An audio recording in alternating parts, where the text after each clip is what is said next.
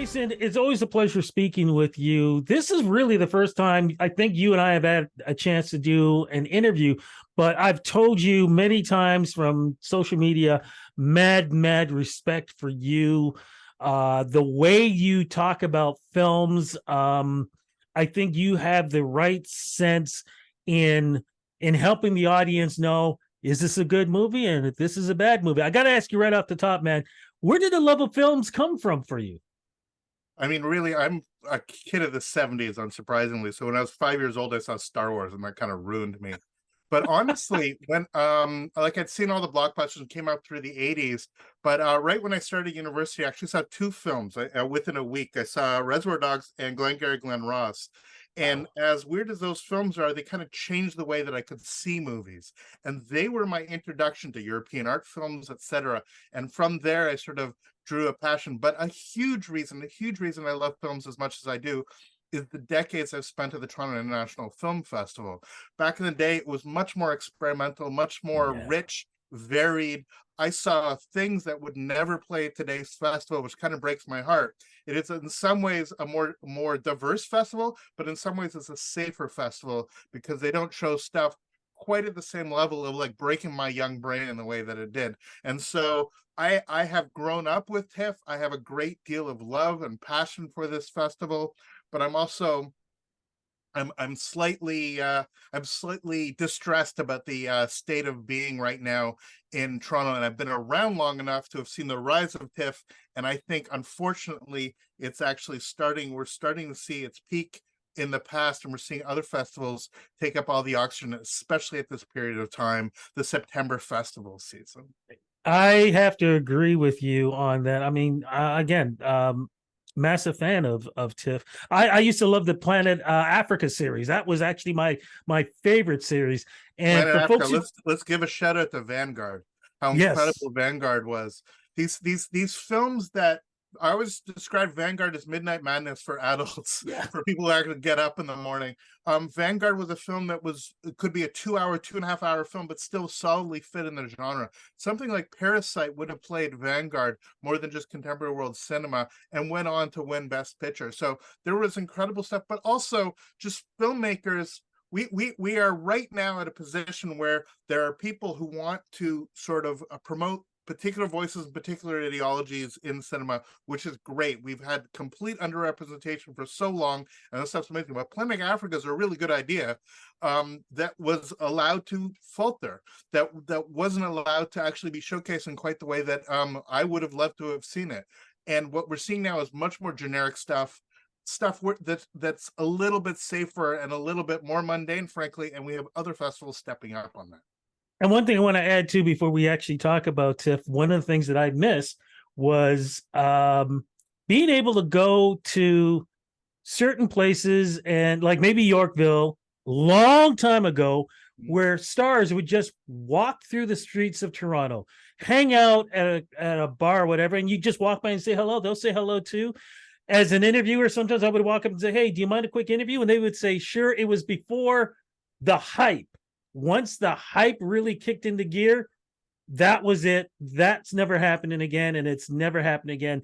That's the thing I missed most about back in the day with TIFF. And the greatest moments I've ever had at TIFF were those absolute random run-ins. I mean, there were people like Mads Mikkelsen, I remember, sat at the Scotia. This is when it went downtown.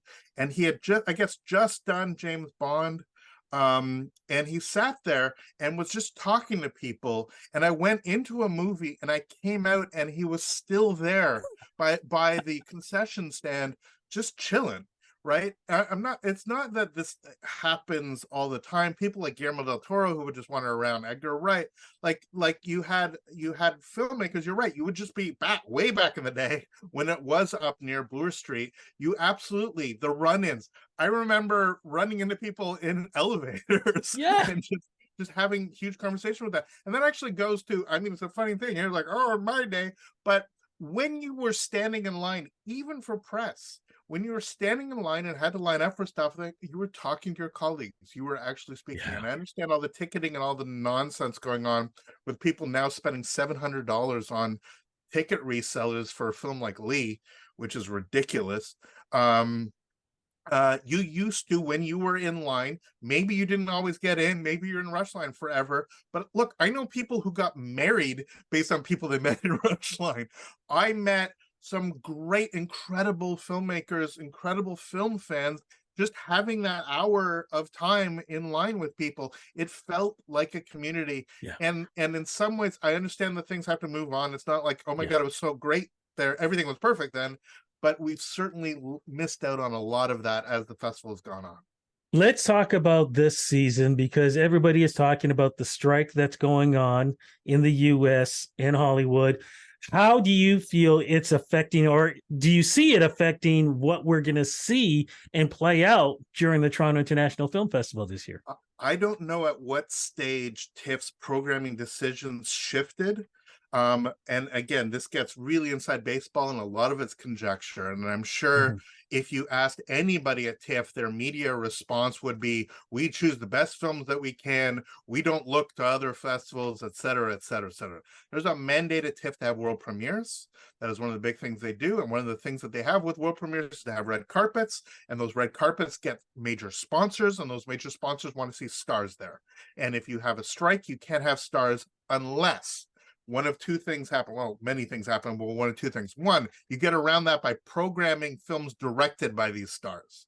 And that is absolutely unapologetically what TIFF leveled up to.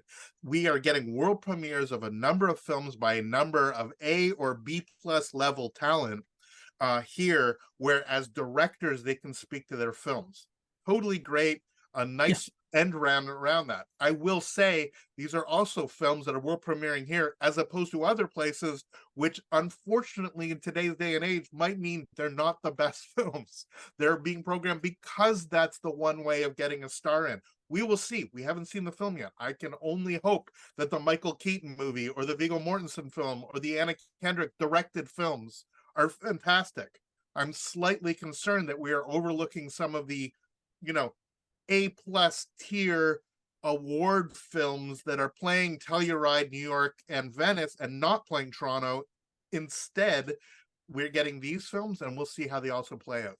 You will also see just today, I guess in the last few hours, Ferrari premiered a film not playing at TIFF in Venice. And you had Adam Driver, obviously a SAG actor, come up and talk about the neons, the STKs, the A24s that have signed on to provisionally the strike things. And if those projects and those films have been signed on, the actors can promote, the actors can go ahead and do that.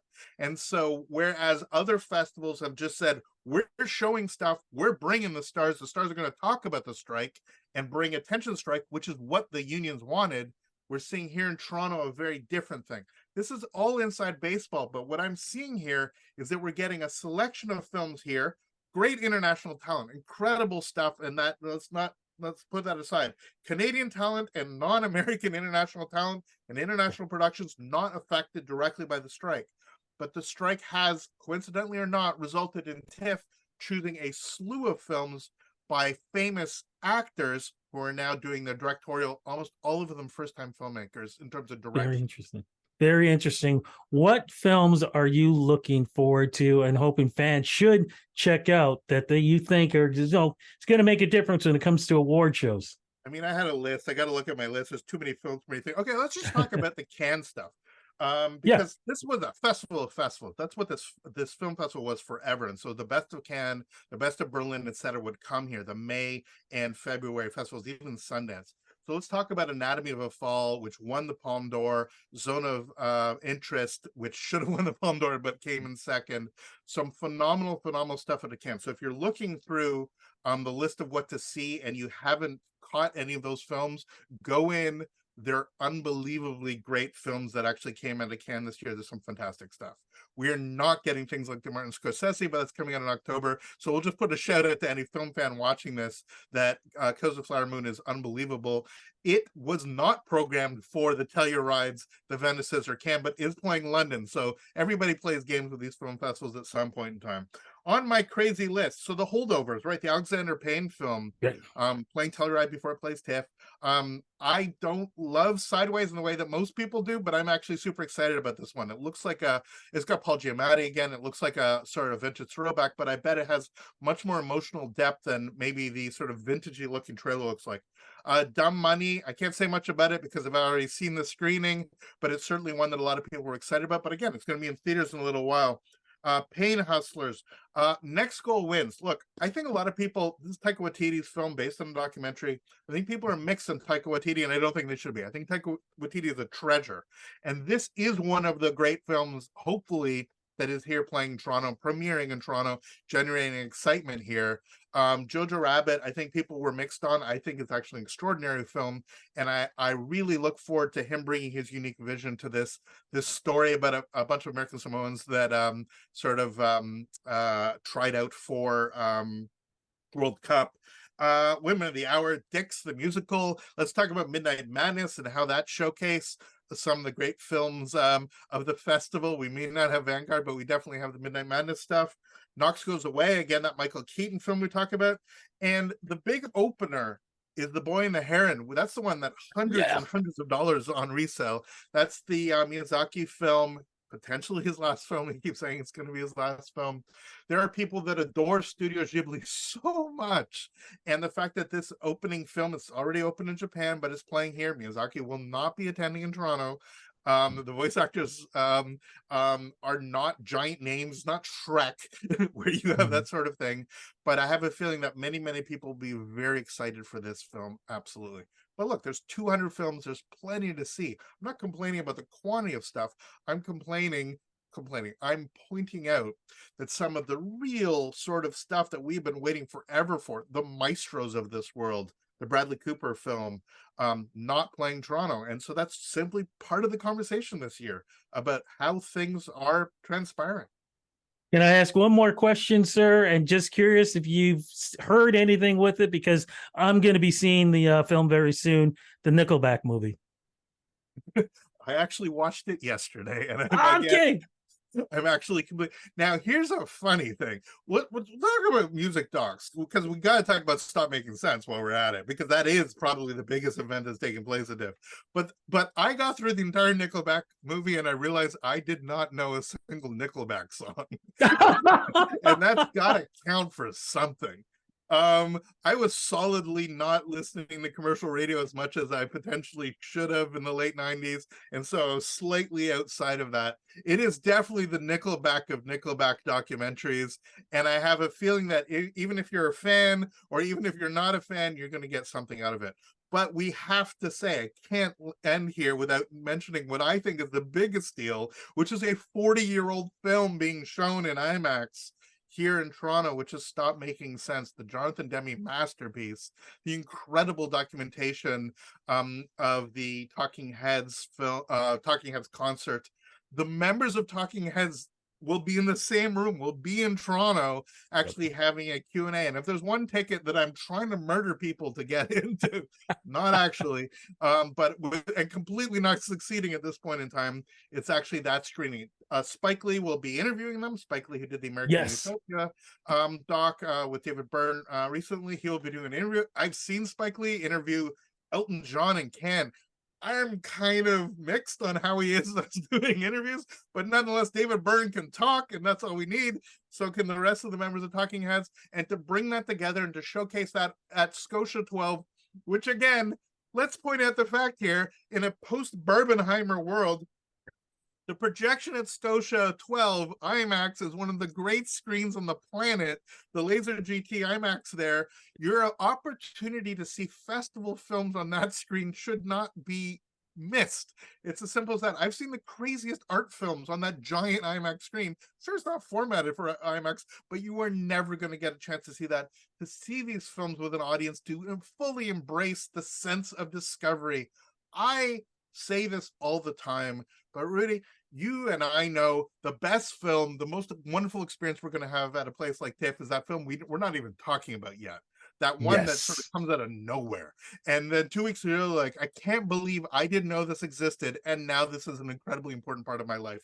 That's how I saw things like Rushmore. That's how I saw films that I just walked into, and it's harder now with online. We know everything that's sort of coming up, but I try to go in as open as possible and to just simply recapture that sense of discovering, that sense of experience, which is why I'm concerned that some of the programming is not as ambitious as it used to be, not as renegade as it used to be. It's slightly safer, and it's slightly playing in a very particular set of political understandings rather than going for things that may be slightly offensive to some audiences. That's a very long conversation to have.